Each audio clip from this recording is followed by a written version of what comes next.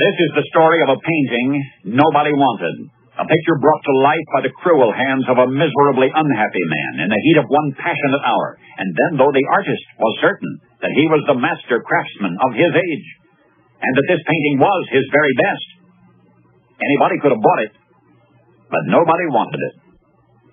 Now, it was late afternoon, and an artist is sitting alone in his cluttered studio. He was not moved to complete any of the half-finished canvases about him. He tried, he quit. Finally, he threw himself on a hard cot and, dejected, sought refuge in sleep. It was while dozing that his subconsciousness wandered back over the stormy, sordid years of his life and fixed itself on one face. And here in this twilight world of half-sleep, he found himself again in the presence of one person who had cared nothing for his genius, but who had loved him.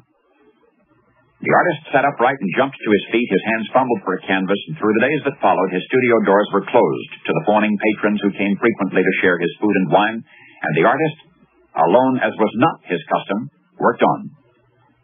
Alone, that is, except for this remembered face from the past, the indelible impressions his feverish brain had preserved. And when the painting was done, when the paint itself was yet moist, the artist, convinced of its merit, submitted the canvas to the Royal Academy.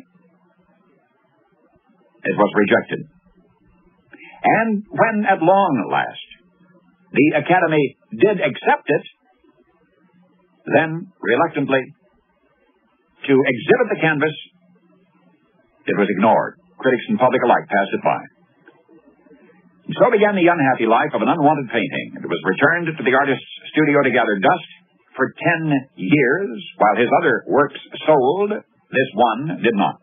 Finally, the artist sent his ugly duckling canvas to the Pennsylvania Academy of Fine Arts, and so impressed with the sponsors that they assigned the work to a dark corner. Even with a modest price tag of $350, it was still the picture nobody wanted. Back to the artist's studio in England, again to gather dust for 3 more years. After that second long period of neglect, the painting was shipped to Paris, there to be shown in the Paris Salon. No, this time the painting received a degree of recognition. It received a medal, 3rd place in its class. And though this was hardly the acclaim for which the artist had hoped, at least now his unwanted canvas had the opportunity to attract a buyer, and it did. It sold for about $600. And that might have been that. Instead, today, those who could not name even 2 of this artist's many masterpieces can identify this one.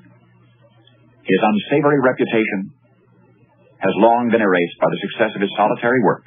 It was almost as though the painting's subject, the one person in the whole world who ever really loved this man, came back from the dead that afternoon in his studio and returned for a purpose.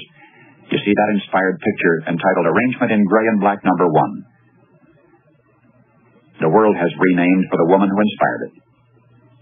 The artist was James Abbott McNeill Whistler, and his painting, unpraised and unwanted for so many years, now no money can buy.